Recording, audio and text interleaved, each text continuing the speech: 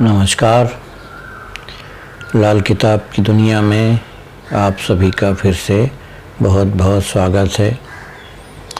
मैं इस वीडियो में, और हो सकता है कि आने वाले वीडियो में अगर इस पर कंप्लीट नहीं हुआ तो जो लाल किताब की दशाएं जो हैं, जैसे 35 साल की दशाएं और 36 साल की दशाएं, इनके ऊपर मैं आपको एक्सप्लेन करना चाहता हूं, क्योंकि इसके लिए मेरे पास काफ़ी डिमांड आई है कि इसके ऊपर एक्सप्लेन करिए। मैं जानता हूं कि मेरे जो दर्शक हैं, मैक्सिमम लोग काफ़ी जानकार लोग हैं, क्योंकि इस डिमांड से मालूम पड़ता है कि इनका डेप्थ ऑफ नॉलेज कितना है। यही जो दशाएं हैं, यही तो लाल किताब की जान है। लोग पढ़ लेते हैं और किताब पढ़ते पढ़ते उपाय भी करने लगते हैं, 30-40 उपाय भी कर लेते हैं, जबकि ऐसा करना नहीं चाहिए और उससे फ़ायदे के बजाय नुकसान ही होता है। तो इसीलिए मैंने सोचा कि इसके ऊपर मैं आपको कुछ गाइडलाइंस दूं, कुछ समझाने की कोशिश करूं, और इससे जो आपको फ़ायदा होगा उसके बारे में आप मुझे बताइए। कई बार आपने देखा भी होगा कि लोग बाग लाल किताब की उपाय को फॉलो करते हैं तो कुछ दफ़ा तो फ़ायदा होता है और कई दफ़ा कुछ भी नहीं होता, ये उल्टा नुकसान होता है। उसके पीछे वो लाल किताब को भी दोष देना शुरू कर देते हैं। ऐसा नहीं है। देखिए, एक चीज़ है कि कोई भी चीज़ है, उसके दो यूज़ होते हैं, पॉजिटिव नेगेटिव। अब जैसे छुरी होती है, ये चाकू होता है, वो सब्ज़ी काटने के काम में भी आती है और उससे लोग गला भी काट लेते हैं। तो इससे ये मतलब नहीं कि उसकी जो चाकू या छुरी उसकी गलती है, गलती जो यूज़ करने वाले की है, वो किस तरह से उसको प्रयोग में लाता है, इसका है। तो अब लाल किताब के जो उपाय हैं उसको आप अगर बगैर सोचे समझे और कुछ भी करते रहेंगे तो उससे कई दफ़ा कुछ भी नहीं होता और कई दफ़ा जो है फ़ायदे के बजाय नुकसान भी होता है। ये समझाने के लिए ही मैं इस वीडियो को बना रहा हूँ। इसको आप शुरू से लेके आखिरी तक बड़े ध्यान से देखिए और बीच बीच में सिर्फ फ़ायदे की चीज़ जानने के लिए मत करिएगा, इससे आपको समझ में नहीं आएगा कुछ। इसको भी शुरू से आखिरी तक ध्यान से आपको देखना है। तो मैं ये बता रहा था आपको कि ये जिनने ये सवाल पूछा है, ये 35 साल के चक्र और 36 साल के चक्र जो है बहुत ही रहस्यात्मक चीज़ है लाल किताब के लिए। यही तो मतलब जान है, जिसके हिसाब से पता लगता है कि आपको करना चाहिए या नहीं करना चाहिए उपाय, या करना भी चाहिए तो क्या क्या करना चाहिए। अब जैसे हम लेते हैं, लाल किताब में एक वर्ड यूज़ हुआ है, एक शब्द का यूज़ हुआ है, रेख में मेख, मतलब किसी भी चीज़ को डिवाइड करने की एक तरीका। लाल किताब ही एक पहला ऐसा किताब है जिसने ग्रहों को 2 हिस्सों में डिवाइड किया हुआ है, 2 तरह के बिहेवियर के लिए डिवाइड किया हुआ है अपने तरीके से। इसी को रेख में मेख बोलते हैं। और लाल किताब का मैक्सिमम जो शुरुआती ओरिजिन है वो इल्म सामुद्रिक से ही हुआ है। इल्म सामुद्रिक अगर आप अच्छे से जानते हैं और उसको लाल किताब के मेन फंक्शंस के साथ मिला के पढ़ते हैं तो आपको काफ़ी नॉलेज इसमें मिलता है। तो इल्म सामुद्रिक के हिसाब से ही ये दशाएं बनाई गई हैं। तो एक दशा जो है 35 साला दशा कहलाती है। जो मैं चार्ट लगाऊंगा तो उसमें आप देखना कि टोटल ग्रहों की दशाएं अगर आप जोड़ेंगे तो वो 35 साल की होती है। और 35 साल की जो दशाएं होती हैं, ये इनमें जो भी ग्रह चलते हैं वो ग्रह फल के कहे जाते हैं। मतलब इनका आप उपाय नहीं कर सकते और इनका उपाय ज़बरदस्ती करने की कोशिश भी नहीं करनी चाहिए।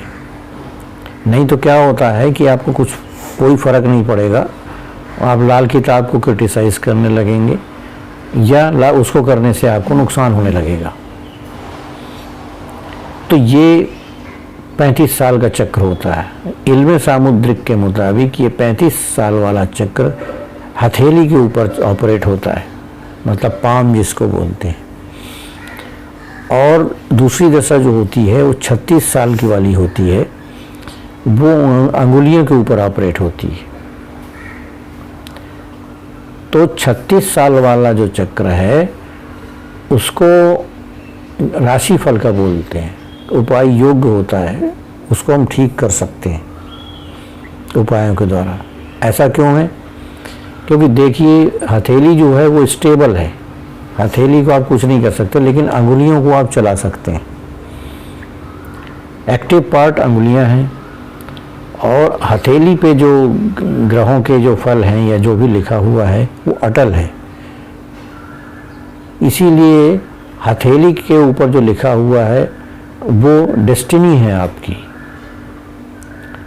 डेस्टिनी न बनाई जा सकती है न मिटाई जा सकती है, डेस्टिनी को भोगना पड़ता है। किसी शायर का एक शेर है जो बहुत पहले मैंने पढ़ा था, उनका यह नाम याद नहीं आ रहा है, लेकिन इस विषय के ऊपर बड़े मुद्दे की बात है। वो उनने लिखा था, न मिटाने से मिटा हूँ न बुझाने से बुझा हूँ, मैं तकदीर हूँ वक्त के माथे पर लिखा हूँ। यहाँ वक्त का माथा आपकी हथेली है। मतलब ये जो भुगतान है हथेली वाली, ये आपको भोगना पड़ता है, इससे गुजरना पड़ता है। दुनिया का कोई भी तांत्रिक मांत्रिक ज्योतिषी इसको ठीक नहीं कर सकता है। ये कर्म बंधन है, ये पिछले जन्म के कई कर्मों के वजह से जनरेट होते हैं और इससे निकलना पड़ता है। लेकिन आपको परमात्मा ने बचने के रास्ते भी दिए हैं, वो अंगुलियों के माध्यम से दिए हैं। उंगलियों के मूवमेंट से, उंगलियों में रहने वाले जो भी उस वक्त ऑपरेट हो रहे हैं आपके ग्रह, उनके उपायों से आपको बचने का रास्ता दिया है। लेकिन ये नहीं दिया कि आप उनने जो इंसाफ आपके ऊपर डाला है आप उससे बच के निकल लोगे, ऐसा नहीं है। ये कोई दुनियावी अदालत नहीं है कि आप लोअर कोर्ट से हाई कोर्ट, हाई कोर्ट से सुप्रीम कोर्ट और फिर बेवकूफ़ बनाते हुए दुनिया को और करते रहे, ऐसा होता ही नहीं है।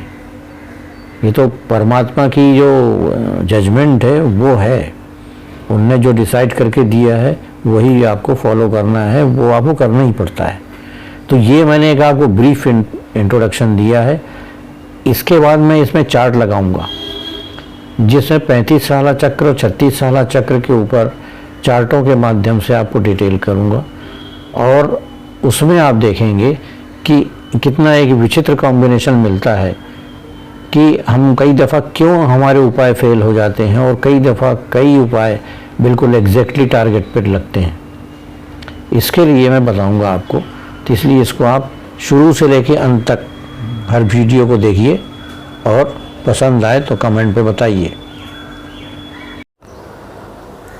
तो मैं इस चर्चा को आगे बढ़ाते हुए अब मेन सब्जेक्ट पे आता हूँ, ये 35 साला और 36 साला चक्र के ऊपर। तो ये लाल किताब का एक ऐसा अंश है कि जो उसके सारे रहस्यों को अपने अंदर समेटे हुए है। तो इसके बारे में थोड़ा मैं डिटेल में बात करूंगा और आपको खुद भी इसके ऊपर थोड़ा पढ़ना पड़ेगा, प्रैक्टिस करना पड़ेगा, तब जाके ये चीज़ आपको समझ में आएगी या रिवील होगी।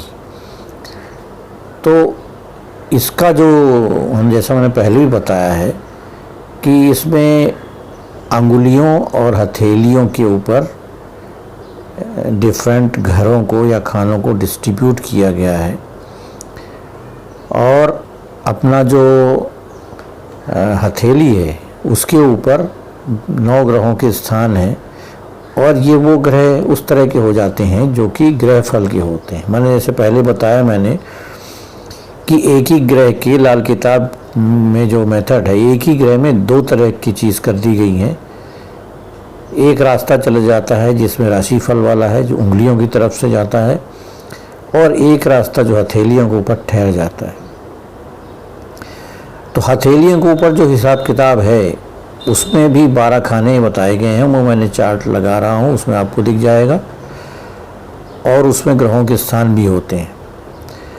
और अंगुलियाँ जो है उनमें 12 अपनी राशियाँ भी हैं, और उनके अंदर अलग अलग आपके आयु के स्पैन भी दिए हुए हैं, मतलब जैसे 1 से 3 तक, फिर 4 से 6 तक, इस तरह से वो उसमें दिया हुआ है। हालांकि ये जो आयु के जो अलग अलग स्पैन जो है ये इसमें भी है, 35 साल चक्कर में होते हैं, अर्थात हथेली कर ऊपर भी है। तो इसके चक्कर हम कैसे देखेंगे, और लेकिन इसके कुछ उपाय आप नहीं कर पाएंगे। अगर कोई भी ग्रह 35 साल चक्कर के अंतर्गत है और वो तकलीफ दे रहा है तो उसकी किसी किस्म की कोई उपाय नहीं की जा सकती उसमें। और लेकिन राशि फल का जो है अपना उंगलियों वाला, उसमें हो सकता है। तब मैं थोड़ा सा और ब्रीफिंग कर दूं इस पे, बहुत ज़रूरी है इस बैकग्राउंड का आना। आप ये मत समझ लेना कि मैं कोई संत महात्मा होकर आपको प्रवचन कर रहा हूँ, ये प्रवचन वाली बात नहीं है। ये इसका बैकग्राउंड समझने के बगैर इसको आगे आप नहीं समझ पाएंगे। अब ये जो हमारा हथेली है ये फिक्स बोला जाता है, मतलब इसमें कुछ भी हम नहीं कर सकते। वो क्यों? क्योंकि ये हथेली को हम बोलते हैं डेस्टिनी, अर्थात प्रारब्ध, जो कई जन्मों के संचित कर्मों के ऊपर निर्भर करती है और उसी के ऊपर आधारित होकर इस जन्म में आपको फल देती है। और जो उंगलियां है वो कहलाती है फेट या भाग्य। कई लोग फेट और डेस्टिनी को एक साथ जोड़ लेते हैं, वो गलत है। डेस्टिनी में वो कई चीज़ें शामिल होती हैं जो कैरी फॉरवर्ड होती हुई आती हैं। उसमें आपके अच्छे कर्म, बुरे कर्म सब शामिल होते हैं। कुछ ऐसे अच्छे कर्म होते हैं जिनका फ़ायदा भी मिलता है और इस जन्म में समझ में नहीं आता क्यों मिल रहा है। उसी प्रकार से कई ऐसे बुरे कर्म किए हुए होते हैं जो कि इस जन्म में कैरी फॉरवर्ड होते हैं। तो वो बुरे कर्म के जो फल हैं वो 2 तरह से होते हैं। एक तो होता है ग्रह फल के रूप में, मतलब जो जिसका भुगतान आपको भुगतना पड़ता है, उसका कोई प्रायश्चित अर्थात उपाय नहीं होता है। और कुछ ऐसे कर्म होते, बुरे कर्म के कैटेगरी में आते हैं, जो हमसे अनजाने में हो जाते हैं, वो उतने सीवियर नहीं होते, तो उनका प्रायश्चित अर्थात उपाय इस जन्म में किया जा सकता है, जो राशि फल के अंतर्गत होते हैं।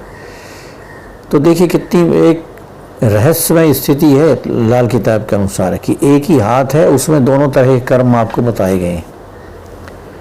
अब ये जो डेस्टिनी है, डेस्टिनी अपने कितने जन्म का फल लेके आई है ये बताना मुश्किल है, लेकिन ये कई जन्मों के फल के ऊपर बनती है ये डेस्टिनी। और उसके लिए मैं पहले ही मैंने बताया ये डेस्टिनी इतना बड़ा रोल प्ले करती है आदमी की ज़िंदगी में कि आपने देखा होगा कई लोग बहुत ही साधारण पढ़े लिखे या ना इवन नालायक किस्म के लोग हैं, वो बहुत ऊंचे दर्जे के पद पे बैठ जाते हैं और मतलब जो उनकी योग्यता नहीं दिखती इस जन्म में, उससे कहीं ऊपर वो उनको पद मिलता है, सुख मिलता है, प्रतिष्ठा मिलती है उनको। और कई ऐसे लोग होते हैं जो हाईली एजुकेटेड होते हैं, एलिजिबल होते हैं, इंटेलिजेंट होते हैं, उसके बाद भी वो एक बहुत ही बिलो द डिग्निटी लाइफ पास करते हैं। तो ये क्यों होता है ऐसा? ये इसलिए होता है कि हम अभी का देख रहे हैं, हम पिछला नहीं देख रहे हैं जो हम डेस्टिनी में लेके आए हैं।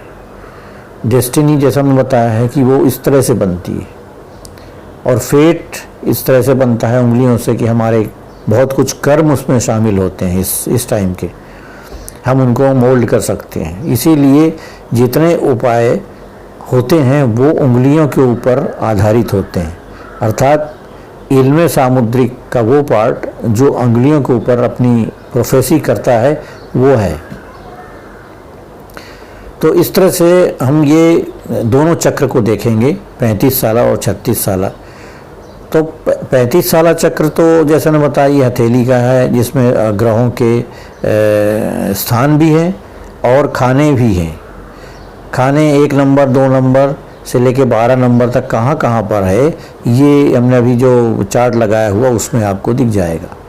इसी प्रकार ग्रहों के बारे भी स्थान दिया हुआ है। आप लोग ग्रहों के स्थान के बारे में भी जानते होंगे, जिन लोगों ने पामिस्ट्री वगैरह इंडियन पामिस्ट्री देखी है या वेस्टर्न पामिस्ट्री देखी है, उनने दिया हुआ है कि जैसे पहली जो इंडेक्स फिंगर है उसके माउंट के ऊपर गुरु का स्थान है। इस तरह से कई दिए हुए होते हैं।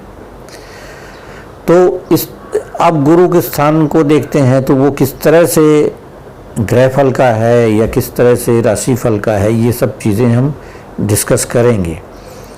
तो 36 साला जो चक्र है, 36 साला चक्र अर्थात राशि फल का जो हिसाब किताब होता है, उसकी शुरुआत मानते हैं जन्म दिन के ग्रह से। किसी का जन्मदिन मतलब पड़ा कब? जन्मदिन मान लीजिए किसी का सोमवार को हुआ, दिन का क्या हुआ? जन्मदिन सोमवार। उसका मालिक कौन हुआ? उसका मालिक चंद्र हुआ। तो ये जन्मदिन का ग्रह हुआ।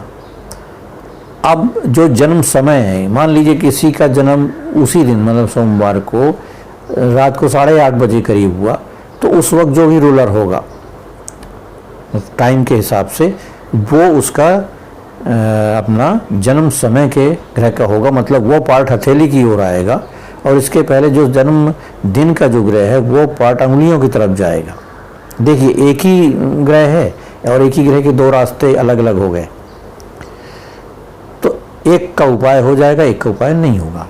अब लेकिन कई बार ऐसा होता है कि जब ये जन्म कुंडली में आपके कुछ ग्रह ऐसे दिखेंगे जो ग्रह फल के हैं, लेकिन ईश्वर ने उससे प्रोविज़न कर रखा है कि चूंकि वो इतने सीवियर कर्म नहीं थे पिछले जन्म में, तो उनको एक पर्टिकुलर एज में आके उसका उपाय किया जा सकता है, जिससे आपको कुछ रिलीफ मिल सकती है। रिलीफ मिल सकती है इसका मतलब ये नहीं है कि कंप्लीटली मतलब वो चीज़ वॉश आउट हो जाएगी, ऐसा नहीं है। लेकिन उसमें प्रोविज़न अगर रखा है कि जैसे जो चार्ट है उसमें जैसे दिया है कि उंगली के पहले इंडेक्स फिंगर के पहली जो पहला पोरुआ है, पहला फैलेंज है, वो 1 से लेके 3 साल है और उसके बाद 4 से लेके 7 साल, इस तरह के पूरा चक्कर बना हुआ है। तो 1 से 3 साल के तो कुछ भी नहीं होता, इन्फेंट है। लेकिन आदमी घूम फिर के जब वो सेकेंड इसी 36 साला चक्र के सेकेंड राउंड में आता है, मतलब वो समझ लीजिए 36 के बाद की स्थिति जब बनती है उसकी, तो वो पहले घर का स्थिति शुरू होती है उसकी, फिर से पहले घर में स्थिति शुरू होती है। तो उस वक्त जो है, अब उस वक्त जो है उसमें जो भी ग्रह आएगा पहले में इस चक्र के हिसाब से, वो अगर आपकी जन्म कुंडली में ग्रह फल का है तो उस पर्टिकुलरली टाइम के लिए, ड्यूरेशन के लिए वो राशि फल का बन जाता है और उसके उपाय से आपको फायदा हो सकता है। तो ये परमात्मा ने एक प्रोविज़न रखा है कि अगर आपके इतने सीवियर नहीं है उसमें, तो ये इधर से आप निकल सकते हैं। मतलब ये तब से देखना चाहिए जब 12 साल की उम्र निकल जाए। 12 साल की आयु तक किसी के तकदीर का कोई भरोसा नहीं होता और इसी तरह 72 साल की आयु के बाद भी तकदीर का भरोसा नहीं होता है। वो फिर पूरी तरह से अपने डेस्टिनी और फेट दोनों की रस्साकशी के बीच में चलता है। तो इसका मैं और डिटेल दूंगा आपको कि मतलब मैं ये भी ध्यान रख रहा हूँ कि कोई एक वीडियो बहुत बड़ा ना बन जाए कि आप बोर होने लगें उसमें। तो ये मैंने आपको समझाया है कि जो ये हाथ है, हाथ के 2 हिस्से हैं, जिस 2 हिस्से मतलब रेख में मेख, हाथ के 2 हिस्से में ये जैसे ये मेरा पंजा है, इसमें जो ये उंगलियां हैं, ये वाली जितनी उंगलियां हैं यहाँ से, ये राशिफल को रिप्रेजेंट करेंगी, और यहाँ से ये जो अपना हथेली का हिस्सा है ये ग्रहफल वाला होगा। तो ये जो ये है, ये वाला है गुरु का हुआ स्थान है। पक्के ग्रह का स्थान जो बनेगा वो गुरु का इधर बनेगा, शनि का इधर बनेगा, सूर्य का इधर बनेगा, बुध का इधर बनेगा, इधर मंगल का बनेगा, मंगल एक मंगल इधर बनेगा, एक मंगल का इधर आएगा, इधर चंद्र का आएगा, इस तरह से ये शुक्र का आएगा, और राहु केतु इधर फैलेंगे, इसके ऊपर आएंगे, मणिबंध के ऊपर आजू बाजू। तो ये जो पूरा ये अपना मैदान है, कुरुक्षेत्र है, यहाँ पे दुनिया की जो संघर्ष चलती है, वो आप जो लेके आते हैं उसी पे संघर्ष करते हैं इसमें। और ये जो हिस्सा है, ये आप इस संघर्ष से निकलने का रास्ता खोजते हैं, और इसमें आप उपाय भी अपनाते हैं जो लग सकते हैं। लेकिन इस पार्ट में जो अगर आप उपाय करने जाएंगे तो ये नहीं लगते हैं। तो ये बहुत ध्यान देने वाली बात है कि कहाँ पे हम हैं। तो ये चीज़ मैं आपको पूरे डिटेल में बताऊंगा। हो सकता है कि दो भी वीडियो इस पर लग जाएं, और लेकिन वंस फॉर ऑल मैं इसको क्लियर कर दूंगा, क्योंकि आप वो लोग बहुत दिन से इसके ऊपर डिमांड कर रहे हैं कि ग्रहफल और राशिफल और ये 35-36 साला चक्र के ऊपर में आप बताइए। एक डिमांड और महादशा के ऊपर भी है मेरे पास, लेकिन जब ये पूरी हो जाएगी उसके बाद मैं उसको टच करूँगा, क्योंकि ये खुद में ही एक कॉम्प्लिकेटेड है। तो इसको मैं एक इस तरह से, जैसे एक क्लासरूम में समझाते हैं उस तरह से मैं आपको समझाने की कोशिश करूँगा। तो मुझे उम्मीद है कि आप इसको पसंद करेंगे, लेकिन शर्त वही है कि आप इसको शुरू से लेके अंत तक पूरा देखिए। आप इसको इस तरह से नहीं देखिए कि ये आदमी सामने बैठ के प्रवचन कर रहा है। मैं प्रवचन नहीं करता, ना करना चाहता हूँ। मैं बैकग्राउंड ज़रूर बताऊँगा आपको। तो आप वही सोचिए कि आपको कोई टीचर क्लासरूम में बैठ के बता रहा है, तो उसका बैकग्राउंड समझना बेहद ज़रूरी है आपके लिए। बिना बैकग्राउंड जाने आप सिर्फ लाल किताब पढ़ के कोई भी उपाय करना शुरू कर देंगे तो वो ठीक नहीं है। उससे फ़ायदा नहीं भी होगा तो नुकसान तो ज़रूर ही होता है। तो चलिए अगले वीडियो में मैं उस चीज़ को शुरू करूँगा जिसको कहेंगे क्लासरूम टीचिंग।